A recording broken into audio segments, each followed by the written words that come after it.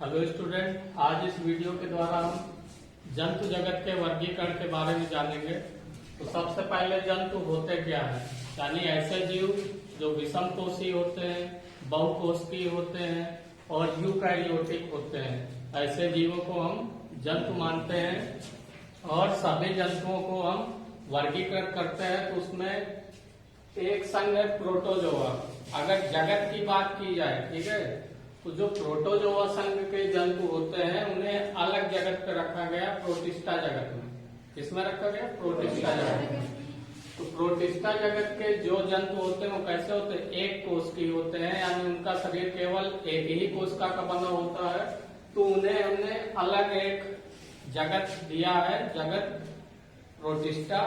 और जगत प्रोटिस्टा के अंतर्गत प्रोटोजोआ संघ आता है। इसमें हम अमीबा है, पैरामीशियम है, यूग्लिना है, ये स्वतंत्र जीवी जीव है जो किस जगत के? प्रोटोजोआ संघ के। और इनका जगत क्या है? प्रोटिस्टा है। तो ये जो जंतु होते हैं स्वतंत्र जीवी होते हैं। इनके साथ में कुछ परजीवी जंतु भी होते हैं जिनमें ट्रिपाइनोसोमा है, प्लाज्मोडियम है, एंटमीबा है। तो ये सभी कैसे होते हैं? एक कोष की होते हैं। तो इन्हें हम अलग रखते हैं। इसके बाद के जितने भी जंतु होते हैं वो सभी क्या होते हैं? बहुकोषीय होते हैं, यानी इनका शरीर एक से अधिक कोशिकाओं से मिलकर बना होता है। तो बहुकोषीय जीवों को हम मेटाजोआ के अंतर्गत रखते हैं। अब मेटाजोआ में वो नॉन कार्डेटा और कार्डेटा यानी दो संघों में डिवाइड कर दिया गया। यानी इनके जो नॉन कार्डेटा का मतलब क्या है? आकशेरुकी, ठीक है। या इसमें हम ये मान सकते हैं कि जो कार्डेटा संघ के हैं उन्हें हम कशेरुकी कहते हैं और जो नॉन कार्डेटा है वो आकशेरुकी है। तो नॉन कार्डेटा अलग रखे गए और कार्डेटा को अलग रखे गए। यानी नॉन कार्डेटा संघ कहाँ से शुरू है? पोरीफेरा से लेके काइनोडर्मेटा तक से। और लास्ट में एक संघ बचता कार्डेटा। तो इनमें भी मेटाजोआ के अंतर्गत जो नॉन कार्डेटा और कार्डेटा है, तो इनमें भी अंतर है, ठीक है। इसलिए हमने इन्हें अलग अलग संघ में रखा है। संघ पोरीफेरा से लेके काइनोडर्मेटा तक के जितने भी संघ हैं ये नॉन कार्डेट्स होते हैं और कार्डेटा कार्डेट्स होते हैं, ठीक है। तो नॉन कार्डेटा में कौन कौन से आते हैं? पोरीफेरा, सीलेंट्रेटा भी इसे कहते हैं, नाइडेरिया भी कहते हैं। अगला क्या? प्लेटीहेल्मिन्थीज। तो पोरीफेरा में जो है छिद्र युक्त शरीर वाले जंतु होते हैं, स्पंज आते हैं इसमें। कौन से आते हैं? स्पंज। यानी इनका जो शरीर होता है वो केवल कोशिकीय स्तर का होता है। कैसा होता है? कोशिकीय स्तर का होता है, यानी उनमें ऊतक नहीं उपस्थित होते हैं। इसके बाद के जितने भी ये संघ है, सीलेंट्रेटा, प्लेटीहेल्मिन्थीज, तो ये सब ऊतकीय स्तर तक के होते हैं, ठीक है। यानी इनमें ऊतक भी उपस्थित होते हैं। सीलेंट्रेटा है, नाइडेरिया, इसमें कौन सा आता है? जैसे हाइड्रा है, तो इस संघ में कौन सा जंतु आएगा? हाइड्रा। पोरीफेरा में कौन कौन से है? जैसे साइकान है, ठीक है। और इसके अलावा यू स्पांजिया है, स्पांजिला है, ल्यूकोसोलिनिया है। तो ये सभी कैसे होते हैं? छिद्र। यानी इनका जो शरीर होता है कैसा होता है? उसमें छिद्र होते हैं, तो इसलिए इन्हें हम क्या कहते हैं? स्पंज कहते हैं। सीलेंट्रेटा या नाइडेरिया में हाइड्रा आता है। इसके बाद प्लेटीहेल्मिन्थीज यानी जो चपटे क्रमी होते हैं। प्लेटीहेल्मिन्थीज में कौन से आते हैं? चपटे क्रम यानी फ्लैट बार, जैसे टीनिया सोलियम है, ठीक है, जो मनुष्य और सुअर की आंख में पाया जाता है। निमेटोडा यानी स्केल्मिन्थीज, इसमें गोल क्रमी आते हैं। कैसे आते हैं? राउंड वार यानी गोल क्रम, जैसे स्कैरिस है। फिर एनेलिडा है, एनेलिडे में क्या आता है? जैसे केंचुआ है, तो ये किस संघ का है? एनेलिडा का। आर्थ्रोपोडा है, आर्थ्रोपोडा में कौन से आते हैं? जितने भी कीट होते हैं, ठीक है, वो सब किस संघ में आते हैं? आर्थ्रोपोडा। यानी इनमें पैर भी होते हैं, जोड़े के रूप में पाए जाते हैं। और अगर इस संघ की बात की जाए तो जंतु जगत का सबसे बड़ा संघ है। कौन सा है? आर्थ्रोपोडा। आर्थ्रोपोडा जो संघ है इसमें सबसे ज्यादा जीव पाए जाते हैं। यानी सबसे बड़ा संघ अगर पूछा जाए कौन सा है तो वो आर्थ्रोपोडा, ठीक है। इसमें जितने भी कीड़े होते हैं वो सभी आ जाते हैं। कॉकरोच भी आता है, ठीक है। इसके बाद मोलस्का जो संघ है, इनमें समुद्री जंतु होते हैं, ठीक है। और ये दूसरा सबसे बड़ा संघ है। मोलस्का के आर्थ्रोपोडा के बाद दूसरा सबसे बड़ा संघ है। और लास्ट में क्या, इकाइनोडर्मेटा, ये भी समुद्री जंतु इसमें आते हैं, ऐसे स्टारफिश है, तारा मछली, ठीक है। तो इस प्रकार से पोरिफेरा से लेकर इकाइनोडर्मेटा तक के जो भी संघ है, ये सब कैसे होते हैं, नॉन कार्डेट्स होते हैं। इसके बाद अगला संघ क्या है, कार्डेटा। कार्डेटा को फिर हम दो समूहों में बांट देते हैं, एक है एक्रेनिया और दूसरा है क्रेनिएटा। एक्रेनिया को हम प्रोटोकार्डेटा भी कहते हैं और क्रेनिएटा को यूकार्डेटा। फिर एक्रेनिया जो समूह है, इसे फिर से डिवाइड किया गया तीन उपसंघों में, कौन सा, हेमिकार्डेटा, यूरोकार्डेटा और सिफेलोकार्डेटा। इसके पश्चात क्रेनिएटा जो समूह है, उसे हम एक उपसंघ यानी वर्टिब्रेटा में विभाजित करते हैं। किसमें, वर्टिब्रेटा में। अब यहाँ पर देखिए, कार्डेट का मतलब क्या है, यानी अगर उनके शरीर में जीवन की किसी न किसी अवस्था में नोटोकार्ड पाई जाती है तो उन्हें हम क्या कहते हैं, कार्डेट कहते हैं।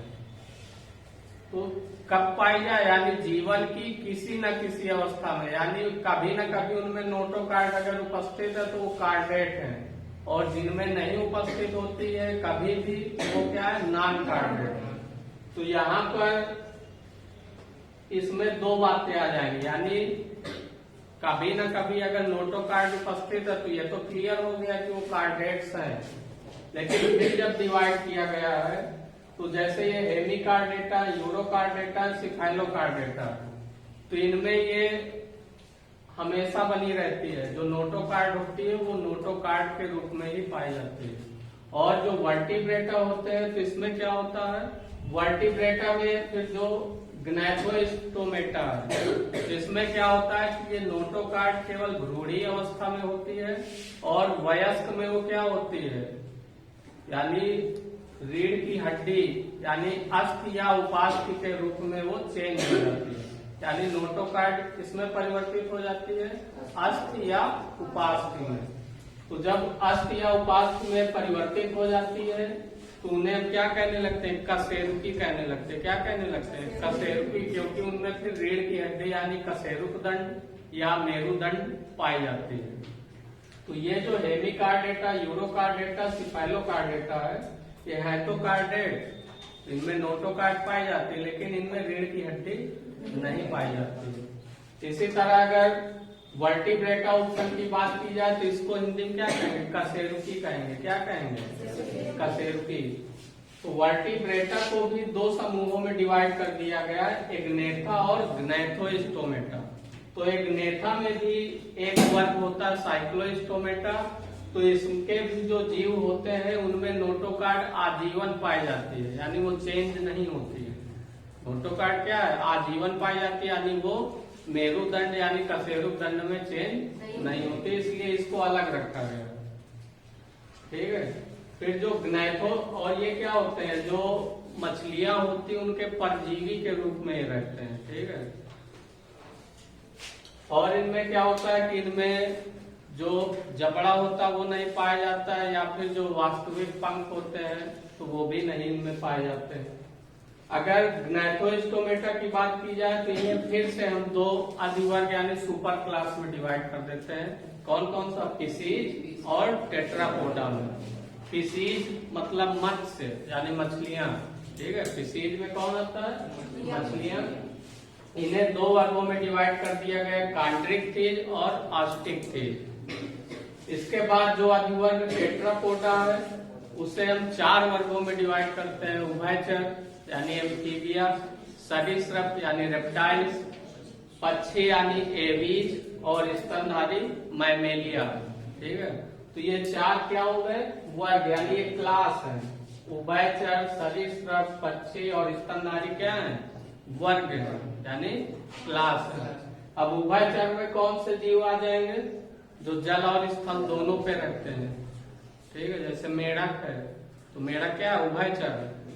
सरीसृप में जो रेंग कर चलने वाले हैं, कौन कौन से? जैसे सांप हो गया, केचुआ का, केचुआ तो एनेलिडा का है, उसमें कशेरुकदंड होती है क्या? तो फिर केचुआ यहाँ कहाँ से आ जाए? पक्षी में उड़ने वाले जितने भी जीव होते हैं, पक्षियों जिनमें कशेरुकदंड होता है यानी बर्ड्स जो होती हैं, उन्हें अलग वर्ग में रखा गया है। और स्तनधारी, स्तनधारी में, स्तनधारी क्या पहचान है? जिनमें दुग्ध ग्रंथियां पाई जाती हैं और शरीर पर बाल पाए जाते हैं, बायकर्ण पाए जाते हैं, तो वो सभी क्या हैं? स्तनधारी। जैसे मनुष्य, कुत्ता, बिल्ली, शेर, चमगादड़, खरगोश, ये सब क्या है? स्तनधारी।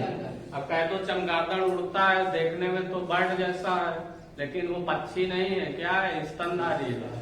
व्हेल मछली है, लेकिन वो क्या है? स्तनधारी है, क्योंकि बच्चे को जन्म देती है। ठीक है, तो जो स्तनधारी होते हैं वो क्या करते हैं? बच्चे को जन्म देते हैं। और जो ये बाकी जो होते हैं ये अंडे देते हैं।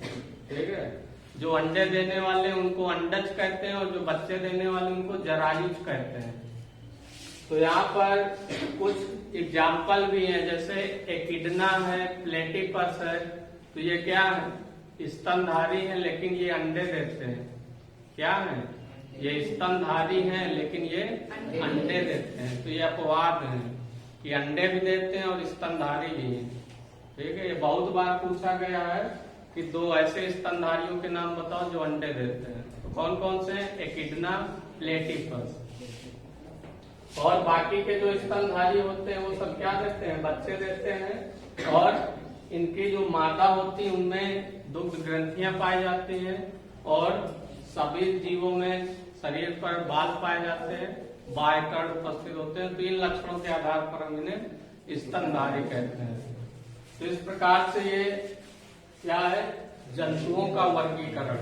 ठीक है, अब यहाँ पे अगर जंतु जगत यानी किंगडम एनिमलिया की बात की जाए तो उसमें केवल मेटाजोआ आता है। ठीक है, ये नहीं आता है, प्रोटोजोआ उसके अंतर्गत नहीं आता। अगर हम जगत जंतु की ना बात करके केवल जंतुओं की बात करें कि जंतुओं को कैसे डिवाइड किया गया है, तो उसमें जो एक कोष की जंतु है उन्हें अलग कर दिया गया है प्रोटोजोआ के रूप में। ठीक है, प्रोटोजोआ संघ में उन्हें रखा गया और बाकी के जो बहुकोषकीय हैं उन्हें हम मेटाजोआ के अंतर्गत रखते हैं। फिर मेटाजोआ फिर से डिवाइड हो जाता है नॉन कार्डेटा और कार्डेटा।